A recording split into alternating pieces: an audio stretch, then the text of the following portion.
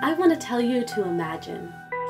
I want to tell you to imagine a hospital. A hospital where you would go when you're sick or hurt to find help and healing. I suppose you imagine clean and tidy, white with red crosses, straight lines and checked boxes, a place for everything and everything in its place. But what if this image were not the case? I want to tell you to imagine a hospital, but I want to tell you to imagine that hospital differently. I want to tell you to imagine that hospital with more people waiting than there are seats, with more doctors than there are gloves to stop the spread of disease, and with more cobwebs on the ceiling than there are beds for the bleeding. I want to tell you to imagine. I want to tell you to imagine a hospital where you would go when you're having a baby. Now, everything has double importance since 2 lives hang in the balance, so you hope to find help and healing, but there's as much chance of that here as there is on a battlefield because you are going to war. Yes. War. A fight to the death in a duel of you versus the Hydra and its heads, poverty, hunger, and disease. And you're ready to battle, holding all of your courage and all of your might, armed with only a prayer and a rusty knife, so you put both your hands up and get ready to charge, but wait! Remember, you're holding your baby too. Your child, who is ever more helpless and precious than you.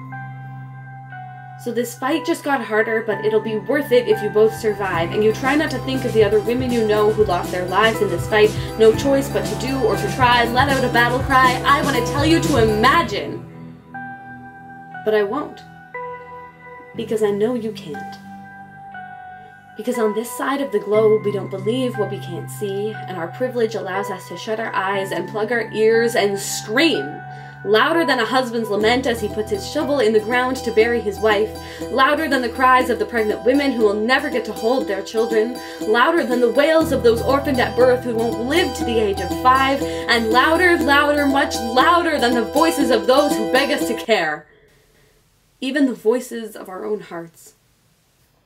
Because this image is not just a nightmare, and in fact it isn't rare for this image to be reality.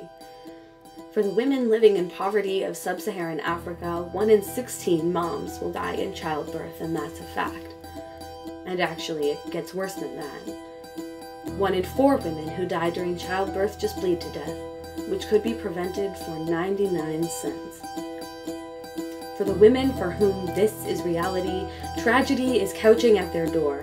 They have their share and yours, mine as well. They've waited too long for a way out of this hell that they've forgotten one could exist.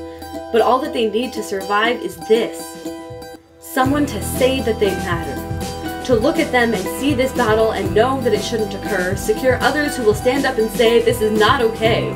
800 more mothers will die today and every day until we say no, not anymore. These deaths are preventable. Some say that's lamentable, but no, it is unacceptable how susceptible these women and children are when the cure is only for someone to care.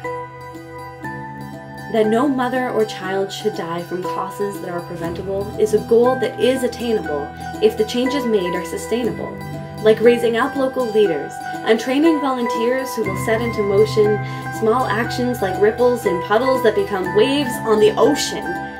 In the 20th century, childbirth and pregnancy alone caused a sea of death deeper than that of tuberculosis, suicide, traffic accidents, and AIDS combined globally. But don't worry, we're working on that. Supposedly.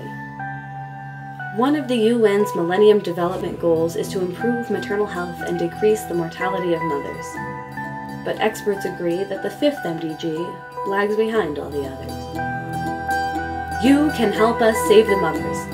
The medicine they require isn't expensive, and the training needed is not out of reach. Let how much you care show by joining the movement of those who say no, not anymore. So now that I'm nearing the end of my speech, I'm not going to tell you to imagine, because now you know.